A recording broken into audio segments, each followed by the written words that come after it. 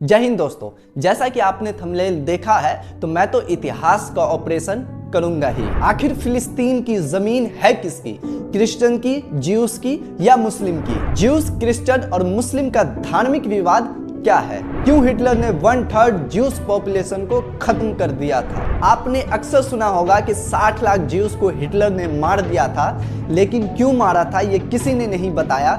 मैं आपको बताऊंगा। सेकेंड वर्ल्ड वॉर हिटलर हार क्यों गया था, इसके पीछे कारण क्या था, ये सब हम जानेंगे इस छोटे से वीडियो में। तो चलते हैं शुरू से शुरू करते हैं।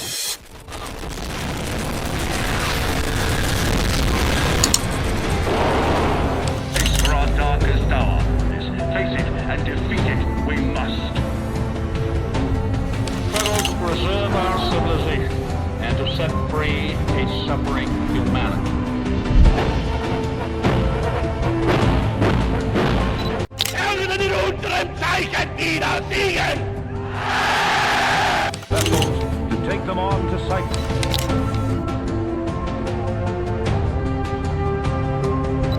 National settlement.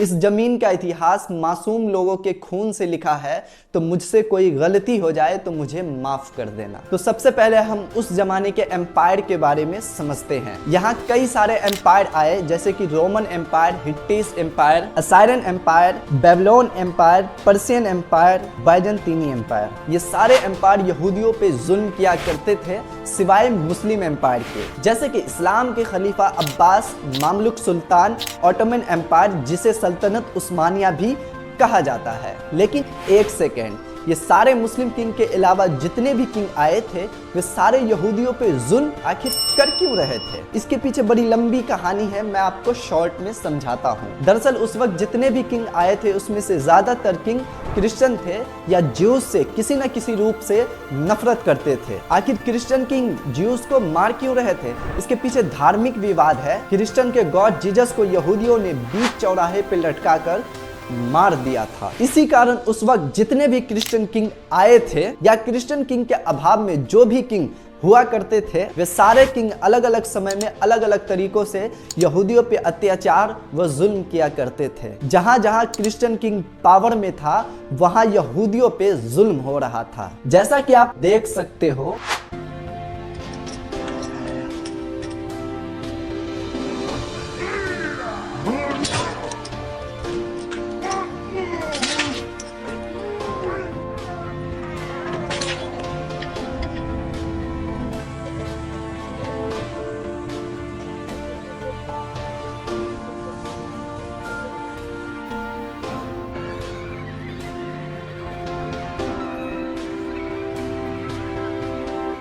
फिर उसके बाद ऑटोमन एम्पायर 16वीं सेंचुरी में मिडिल ईस्ट में कब्जा करता है, तो यहूदियों को थोड़ा राहत मिलती है, क्योंकि ज़्यादातर ज्यूस मिडिल ईस्ट में रहते थे और ऑटोमन एम्पायर तुर्की से लेकर लगभग पूरे मिडिल ईस्ट में कब्जा कर चुका था। इनके हुकूमत के दौरान सभी धर्मों के लोग काफ़ी खुश थे और ज्यूस धर्म के लोग ज़्यादा खुश थे, क्योंकि इनसे पहले जितने भी किंग आए थे वे सभी धर्मों पे जुल्म किया करते थे और ज्यूस पे ज़्यादा करते थे। इसके पीछे कारण था, जैसा कि मैं आपको पीछे वीडियो में बताया था, वही धार्मिक विवाद। लेकिन आप सोच रहे होंगे कि मुस्लिम किंग यहूदियों पे या किसी अन्य धर्म पे जुल्म क्यों नहीं किया करते थे? इसके पीछे दो कारण था। नंबर 1, मुस्लिम लॉ। मुस्लिम लॉ के मुताबिक आप किसी धर्म पे जुल्म करना तो दूर, आप किसी को भला बुरा भी नहीं कह सकते हो। मुस्लिम लॉ दूसरे धर्म को अदब व उनके साथ इज्जत से पेश आने को कहता है। कोई किसी से बेहतर नहीं, काले गोरे से बेहतर नहीं, गोरे काले से बेहतर नहीं,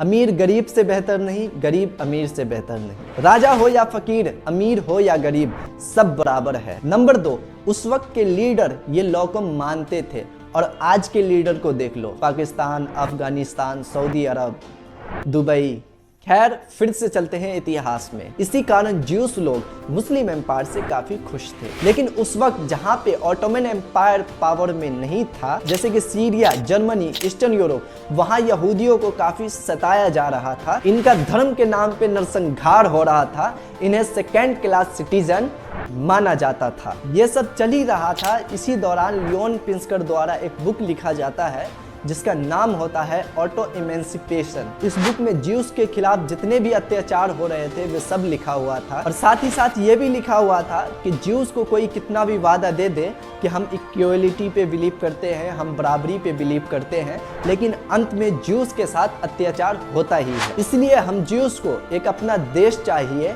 हम सबको मिलकर एक अपना देश बनाना होगा, तभी हमारी हालात बदल सकती है। लेकिन उस वक्त ये बुक उतना पॉपुलर हो नहीं पाती है। इसके बारे में हम आगे बात करेंगे। 28 जुलाई 1914 को फर्स्ट वर्ल्ड वॉर की शुरुआत होती है।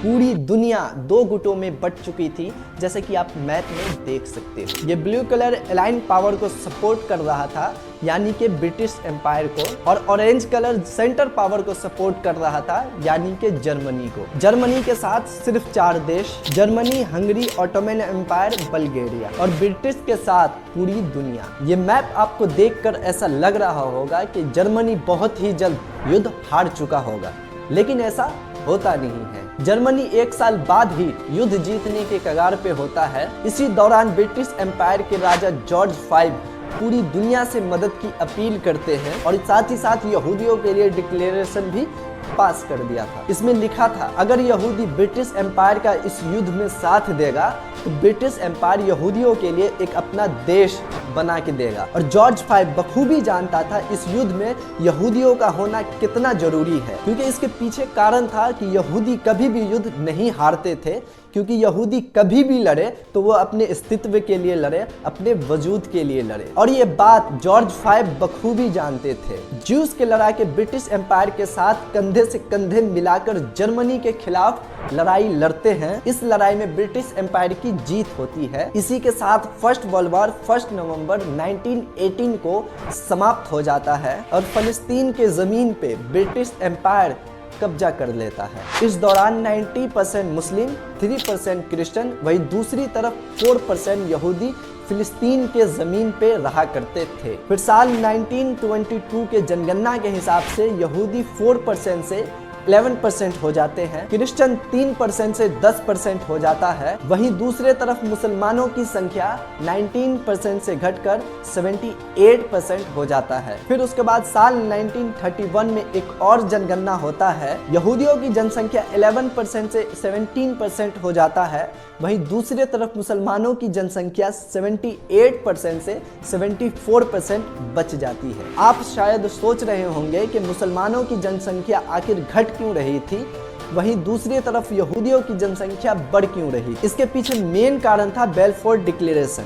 ये वही डिक्लेरेशन है जिसके बारे में मैं पीछे वीडियो में बताया था। जब ब्रिटिश एम्पायर के राजा जॉर्ज V युद्ध हारने के कगार पे होता है तो यहूदियों से मदद की अपील करते हैं, और इनके बदले उन्हें कहते हैं कि अगर ब्रिटिश एम्पायर युद्ध जीत जाता है तो यहूदियों को एक अपना देश बना के देगा, और यही डिक्लेरेशन को बेलफोर डिक्लेरेशन कहते हैं। लेकिन यहाँ पे ब्रिटिश एम्पायर थोड़ा झोल कर देता है। वो जो वादा था यहूदियों को एक अपना देश देने का, वो पूरा नहीं किया। युद्ध जीते ब्रिटिश एम्पायर को कई साल हो चुके होते हैं, लेकिन अभी तक ज्यूस को अपना देश नहीं मिला था। इस दौरान वही किताब जिसके बारे में मैं पीछे वीडियो में बताया था, वो काफी फेमस होने लगता है, और इस किताब से इंस्पायर होकर ज्यूस फिलिस्तीन की ओर जाने लगते हैं। इसी कारण ज्यूस की जनसंख्या फिलिस्तीन में बढ़ती रहती है। A journey organized by the Jewish underground in Europe.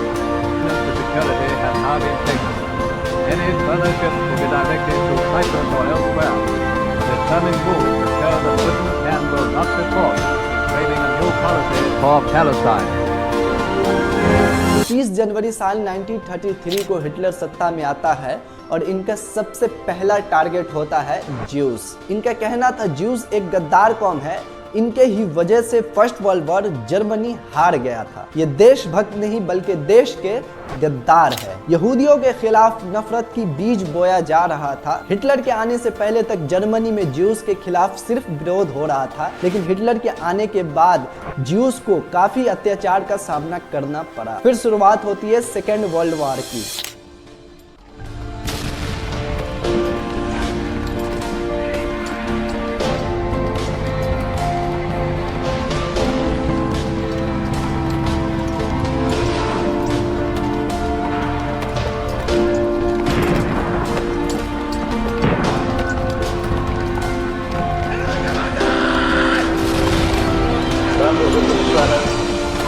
ये वॉर साल 1939 से लेकर साल 1945 तक पूरे 6 साल चलता है। इस दौरान दुनिया का लगभग हर हिस्सा वॉर में शामिल था। ये ग्रीन कलर आपको दिख रहा होगा, ये सारे देश ब्रिटिश एम्पायर के साथ थे। वहीं दूसरी तरफ ऑरेंज कलर, ये सारे देश सेंट्रल पावर को सपोर्ट कर रहा था। और जो ग्रे कलर आपको दिख रहा होगा वो सारे देश न्यूट्रल था, यानी कि किसी के सपोर्ट में भी नहीं और ना ही किसी के पक्ष में। फिर उसके बाद साल 1941 से लेकर साल 1945 तक हिटलर द्वारा ज्यूस के खिलाफ होलोकास्ट किया जाता है। यहूदियों का नरसंहार होता है। इस नरसंहार में 6 मिलियन यानी कि 60 लाख ज्यूस मारे गए थे। हिटलर के डर से यूरोप में जितने भी ज्यूस थे वे दुनिया के अलग अलग देशों में गए, लेकिन कोई भी देश ज्यूस को शरण नहीं दिया सिवाय फिलिस्तीन के। ये तस्वीर 1947 का है, आप देख सकते हो ज्यूस जब फिलिस्तीन गए थे। इसमें लिखा था द जर्मन डिस्ट्रॉय और फैमिली एंड होम,